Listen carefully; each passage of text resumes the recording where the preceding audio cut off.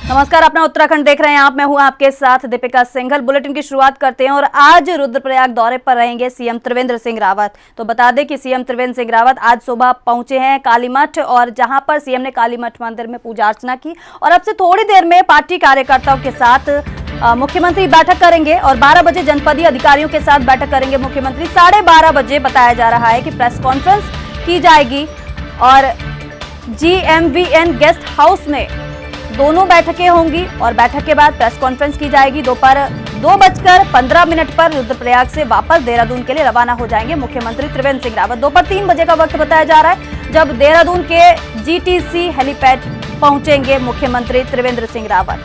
तो आज रुद्रप्रयाग के दौरे पर हैं मुख्यमंत्री त्रिवेंद्र सिंह रावत। वहां पर 12 बजे जनपदीय अधिकारियों के साथ बैठक करेंगे मुख्यमंत्री और इसी के बाद बैठक के बाद बताया जा रहा है कि प्रेस कॉन्फ्रेंस भी की जाएगी और दोपहर 3 बजे करीब देहरादून के GTC हेलीपैड पहुंचेंगे मुख्यमंत्री त्रिवेंद्र सिंह रावत। तो बैठक की जाएगी, दौरा किया जा रहा है और उसके बाद बैठक के बाद बताया जा रहा है कि प्रेस कॉन्फ्रेंस की जाएगी। पूरे कार्यक्रम के बाद दोपहर 3 बजे के बाद मुख्यमंत्री देहरादून रवाना हो जाएंगे। 2:15 पर रुद्रप्रयाग से वापस देहरादून के लिए रवाना होंगे। 3 बजे GTC हेलीपैड पहुंचेंगे मुख्यमंत्री और ये आज का उनका कार्यक्रम, जिसकी जानकारी हम आपको दे रहे हैं। रुद्रप्रयाग दौरे पर रहेंगे मुख्यमंत्री त्रिवेंद्र सिंह रावत। तो सीएम का बेहद बिजी शेड्यूल है और आज कई कार्यक्रम में सीएम शामिल होंगे। ये तस्वीर उस वक्त की आपको दिखा रहे हैं जब मंदिर में पूजा अर्चना मुख्यमंत्री ने की थी और संवाददाता चंद्रमोहन आगे की जानकारी देंगे। चंद्रमोहन, मुख्यमंत्री के दौरे को लेकर क्या कुछ अपडेट? जी बिल्कुल, देखिए आज मुख्यमंत्री त्रिवेंद्र सिंह रावत रुद्रप्रयाग दौरे पर है। कल ही शाम को चमोली से रुद्रप्रयाग पहुंच गए थे। रुद्रप्रयाग से GMVN जो तिलवाड़ा है उसमें GMVN गेस्ट हाउस में मुख्यमंत्री ने रात्रि विश्राम किया था और आज वहां से सुबह वो कालीमठ मंदिर पहुंचे। वहां पे पूजा अर्चना सीएम त्रिवेंद्र सिंह ने की और उसके बाद दोबारा जो है GMVN के गेस्ट हाउस में वो पहुंचे और यहाँ पे उनके कई कार्यक्रम होने हैं। कार्यकर्ताओं के साथ बैठक करेंगे, योजनाओं का भी शिलान्यास और लोकार्पण होगा। सबसे पहले वो जो योजनाएं हैं, विकास योजनाएं, उनका लोकार्पण और शिलान्यास करेंगे। उसके बाद गेस्ट हाउस में ही पार्टी कार्यकर्ताओं के साथ बैठक करेंगे। उसके बाद जिला स्तर के जो अधिकारी हैं उनसे बैठक करेंगे और जो योजनाएं हैं उनकी समीक्षा की जाएगी, किस तरह से क्रियान्वयन योजनाओं का किया जा रहा है और तमाम जो जिले के मुद्दे हैं उनको लेकर चर्चा करेंगे जिला के जो स्तर के जो अधिकारी हैं। उसके बाद 12:30 बजे ही GMVN गेस्ट हाउस में ही जो है प्रेस कॉन्फ्रेंस भी सीएम द्वारा की जाएगी और इसके बाद फिर जो है करीब 2:15 पर सीएम वापस देहरादून के लिए रवाना होंगे। 3 बजे सीएम देहरादून पहुंच जाएंगे। तो आज ये कार्यक्रम है। देहरादून पहुंचने के बाद वो मुख्यमंत्री आवास जाएंगे, वहाँ पे शासकीय कार्य निपटाएंगे। ठीक है चंद्रमोहन, नजर बनाए रखिए सीएम के दौरे पर, जानकारी आपसे ली जाएगी।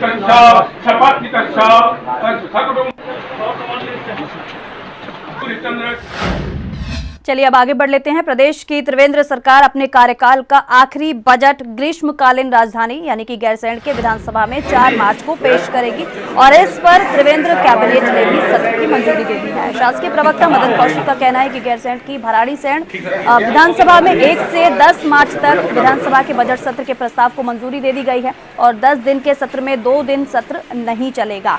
पहले दिन राज्यपाल का बजट अभिभाषण होगा और अगले 2 दिन परिचर्चा के बाद इसे पारित कराने के लिए लाया जाएगा। 4 मार्च को प्रदेश सरकार राज्य का बजट पेश करेगी और इसके बाद बजट पर चर्चा की जाएगी।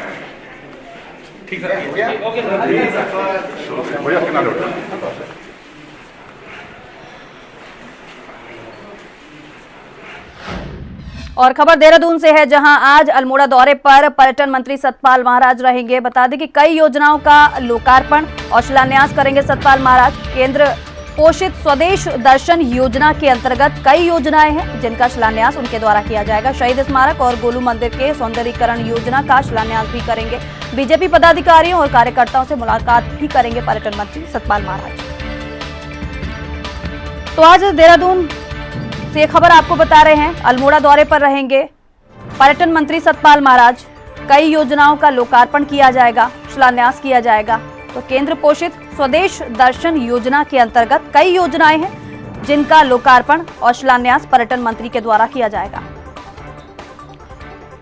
तो बता दें शहीद स्मारक और गोलू मंदिर के सौंदर्यीकरण का भी शिलान्यास किया जाएगा और इसी के साथ बीजेपी पदाधिकारियों और कार्यकर्ताओं से भी मुलाकात करेंगे पर्यटन मंत्री।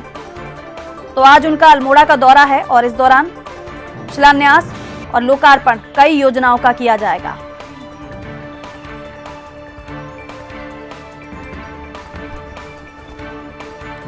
और संवाददाता अंकित काला आगे की जानकारी देंगे। अंकित, पर्यटन मंत्री का आज दौरा बताया जा रहा है, कितनी योजनाओं का शिलान्यास किया जाएगा, लोकार्पण किया जाएगा, लोगों को इससे कितनी सहूलियतें मिलेंगी? बिल्कुल, देखिए आज पर्यटन मंत्री सतपाल महाराज अल्मोड़ा दौरे पर हैं और यहाँ पर कई योजनाओं को लोकार्पण और शिलान्यास करेंगे। मुख्य रूप से जो पर्यटन विभाग की ओर से जो योजनाएं संचालित की जा रही है और जो अल्मोड़ा है वहाँ पर पर्यटन की गतिविधियों को बढ़ावा देने के लिए सरकार लगातार कोशिश कर रही है। तो इसी के तहत जो केंद्र पोषित जो स्वदेश दर्शन योजना है उसके अंतर्गत जो पर्यटन मंत्री है सतपाल महाराज वो कई योजनाओं का लोकार्पण और शिलान्यास करेंगे। यहाँ पर जो विधानसभा में एक शहीद स्मारक है उसका उन्होंने शिलान्यास करना है। इसके अलावा सोमेश्वर में एक प्राचीन गोलू मंदिर है उसके सौंदर्यीकरण की योजना का भी वो शिलान्यास करने वाले हैं और इस कार्यक्रम के बाद उनका बीजेपी के कार्यकर्ताओं और पदाधिकारियों के साथ मुलाकात का भी कार्यक्रम है। उनके साथ बैठक करेंगे और आगे 2022 की विधानसभा चुनाव की रणनीति पर भी पर्यटन मंत्री सतपाल महाराज मंथन करेंगे। जी ठीक है अंकित, बहुत शुक्रिया ये जानकारी हमें देने के लिए। तो उत्तराखंड आम आदमी पार्टी के प्रभारी दिनेश मोहनिया ने एक बयान जारी करते हुए पूर्व मुख्यमंत्री हरीश रावत पर निशाना साधा है। आप प्रभारी ने हरीश रावत द्वारा चुनाव न लड़ने का ऐलान किए जाने को कांग्रेस की हताशा बताया है। आप प्रभारी ने कहा कि कांग्रेस के दिग्गज नेता 2022 के चुनाव से पहले ही हथियार डाल रहे हैं और इसीलिए 2022 का चुनाव आम आदमी पार्टी और बीजेपी के बीच होगा। आम आदमी पार्टी 2022 के चुनाव में सत्ता या मुख्य विपक्ष की भूमिका में आने का दावा कर रही है। उत्तराखंड में आम आदमी पार्टी लगातार अपना कुनबा बढ़ा रही है, लगातार सदस्यता अभियान चला रही है और पिछले कुछ दिनों के अंदर ही दिल्ली के उप मुख्यमंत्री मनीष सिसोदिया 4 बार उत्तराखंड का दौरा कर चुके हैं।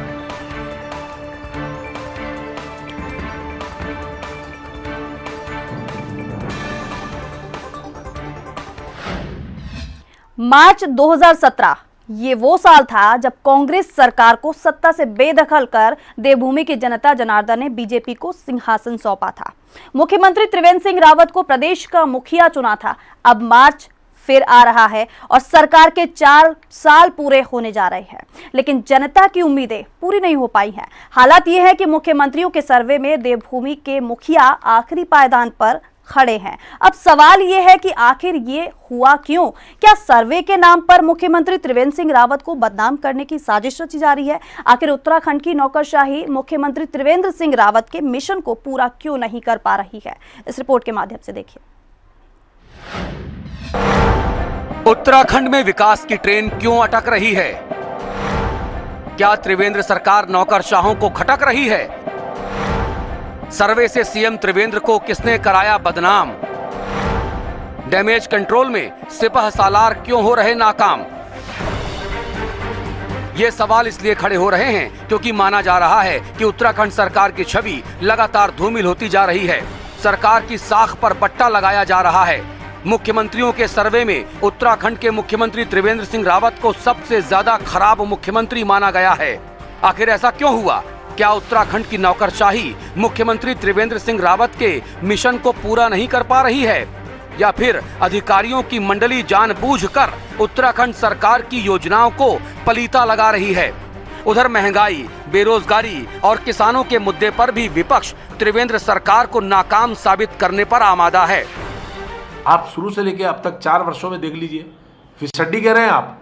अगर इनको मार्किंग करनी पड़े, अगर इनका इवैल्यूएशन करना पड़े, अगर इनको इनके पुस्तिकाएं जांच करके इनको नंबर देने पड़े, तो मैं समझता हूं हर सब्जेक्ट में मुख्यमंत्री को 0 मिलेगा। जमीनी हकीकत है, जो संकल्प पत्र भारतीय जनता पार्टी ने जनता के सामने रखा था, ये उसी की हकीकत है कि हर उस कार्य में जो इन्होंने जनता से वादे किए थे जमीन पर दिखे नहीं।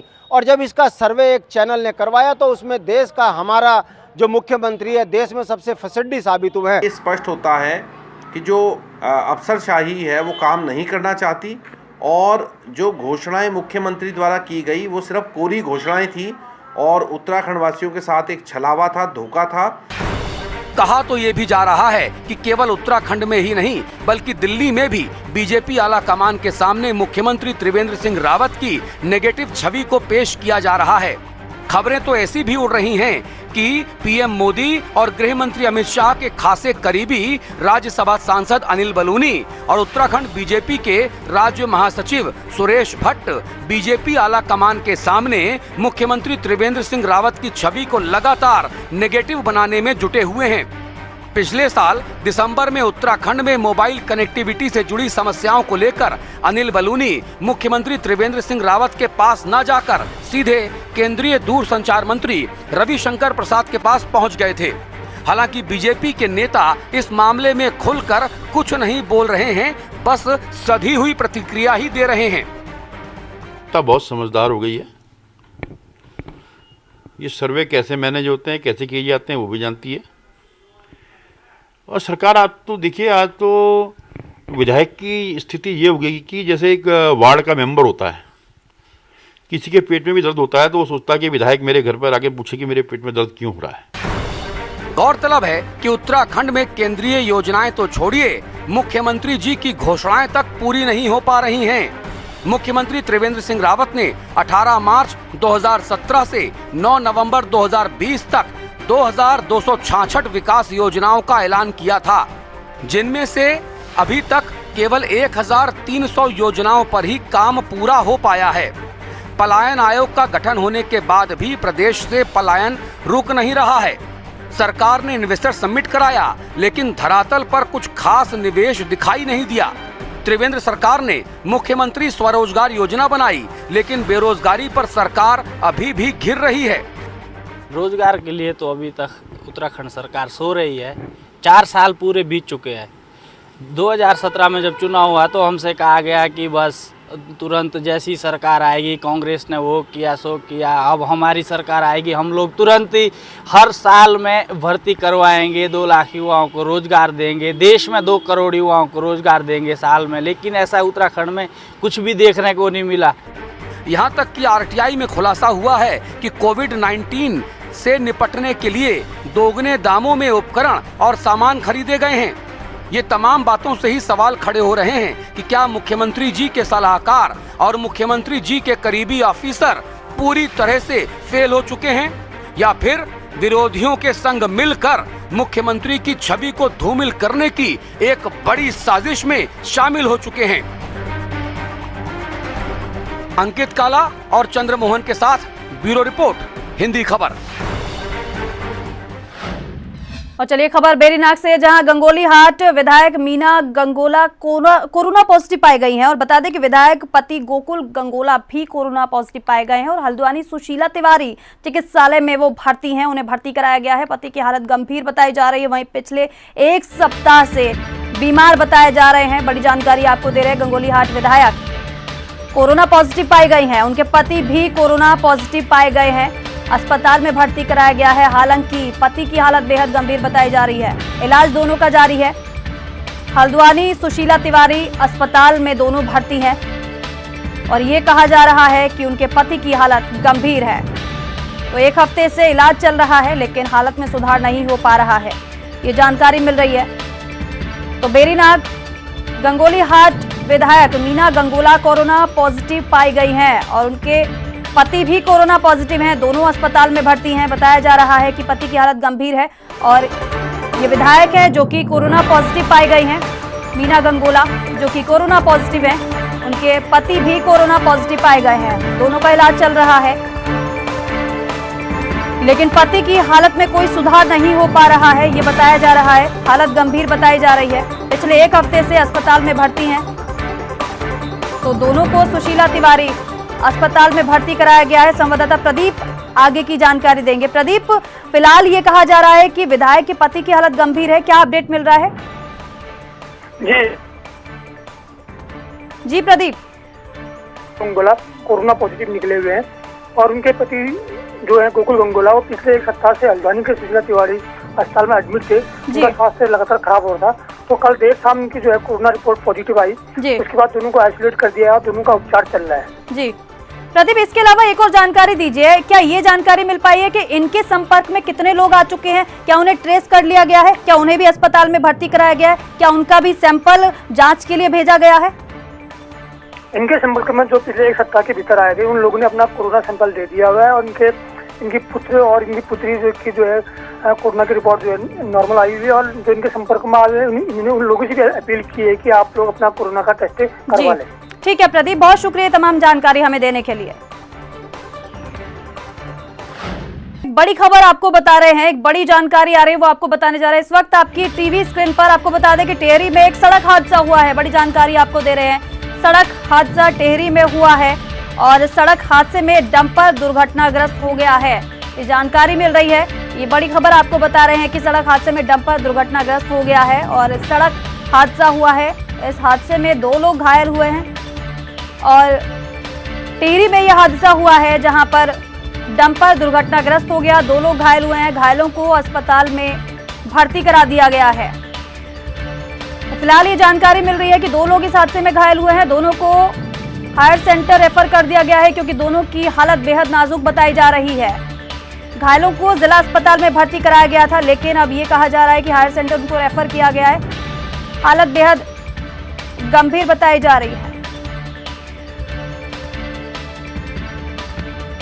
चलिए एक और जानकारी आपको दे दें कि पहाड़ों की रानी मसूरी में बर्फबारी शुरू हो चुकी है। बेहद अद्भुत नजारा वहां पर देखने को मिल रहा है। ये जानकारी मिल रही है फिलहाल कि मसूरी में बर्फबारी हो रही है क्योंकि मौसम विभाग ने अनुमान जताया था कि बर्फबारी होगी और बर्फबारी शुरू हो गई है। पहाड़ों की रानी मसूरी में हल्की बर्फबारी शुरू हो गई है, ये जानकारी मिल रही है और बर्फबारी से लोगों के चेहरे खिल गए हैं। तापमान में गिरावट आई है क्योंकि पर्यटन स्थल है और इसीलिए लोगों में खुशी का माहौल है, खुशनुमा मौसम हो गया है। मौसम विभाग ने पहले ही इसका अनुमान जताया था और अनुमान के मुताबिक हल्की बर्फबारी शुरू हो गई है। तो पर्यटन के लिहाज से लोगों के चेहरे बेहद खिले हुए नजर आ रहे हैं। बड़ी संख्या में पर्यटक वहां पर पहुंचते हैं। लोग जो वहां पर रहते हैं उनके चेहरों पर भी खुशी देखने को मिल रही है क्योंकि पर्यटन को बढ़ावा मिलता है, क्योंकि पर्यटक वहां पर पहुंचते हैं।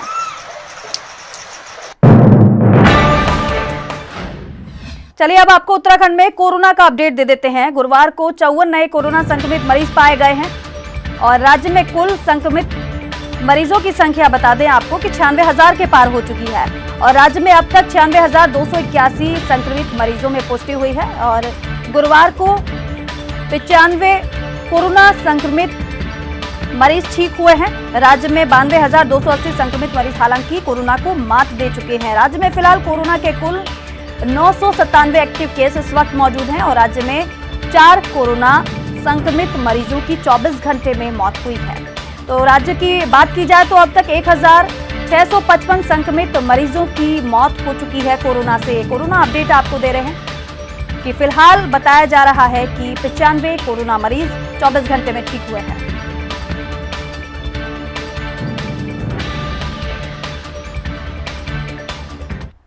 और खबर देहरादून से है जहां कोरोना महामारी के चलते ठप पड़े उत्तराखंड के पर्यटन कारोबार को गति देने की कड़ी में अब टिहरी झील महोत्सव का आयोजन होने जा रहा है। ये महोत्सव 16 और 17 फरवरी को टिहरी के कोटी में आयोजित होगा। पर्यटन मंत्री सतपाल महाराज के मुताबिक टिहरी झील महोत्सव में 2 दिन तक जितने भी वाटर स्पोर्ट्स और साहसिक खेल गतिविधियों का आयोजन किया जाएगा और साथ ही लोक एवं सांस्कृतिक कार्यक्रम भी आयोजित किए जाएंगे। जिसपे देवता और देवी देवता उतर के आते हैं, तो देवडोलियों का भी समागम यहाँ पर होगा। तो देहरादून में पर्यटन को बढ़ावा देने के लिए पर्यटन मंत्री सतपाल महाराज कार्यक्रम का महोत्सव का आयोजन करने जा रहे हैं। आपसे सादर अनुरोध है कि पधारें। चलिए अगली खबर भी देहरादून से है जहां पूर्व डीजीपी अनिल कुमार रतूड़ी को बड़ी जिम्मेदारी मिली है। आयोग के आयुक्त के पद पर पूर्व डीजीपी को नियुक्त किया गया है। नवनियुक्त आयुक्त अनिल के रतूड़ी ने ग्रहण अब पदभार कर लिया है और मुख्य सचिव ओम प्रकाश ने सभागार में उनको शपथ दिलाई। तो पूर्व डीजीपी हैं अनिल रतूड़ी, जिनको नया पदभार दिया गया है, नई जिम्मेदारी सौंपी गई है, उनको शपथ भी दिलाई गई है। तो आयोग के आयुक्त के पद पर पूर्व डीजीपी को नियुक्त किया गया है। और वहीं उत्तराखंड में भी बर्फबारी जारी है। समूचे उत्तराखंड में छाए बादलों की वजह से मौसम ने करवट ली है और कई जगहों पर बारिश देखने को मिली। तो वहीं चक्राता की ऊंची पहाड़ियों पर मौसम बदलने के बाद बारिश के साथ ही हल्की बर्फबारी भी देखने को मिली है। बारिश और हल्की बर्फबारी होने से क्षेत्र में ठंड और भी ज्यादा बढ़ गई है और वहीं काफी दिनों के बाद हुई बारिश और हल्की बर्फबारी से पहाड़ी क्षेत्रों के किसानों के चेहरे खिल गए हैं। बरस रहे हैं सफेद फूल। और चलिए इसी के साथ अपना उत्तराखंड में बस इतना ही, लेकिन खबरों को ज्यादा जानने के लिए आप www.hindikhbar.com पर विजिट जरूर करिए। नमस्कार।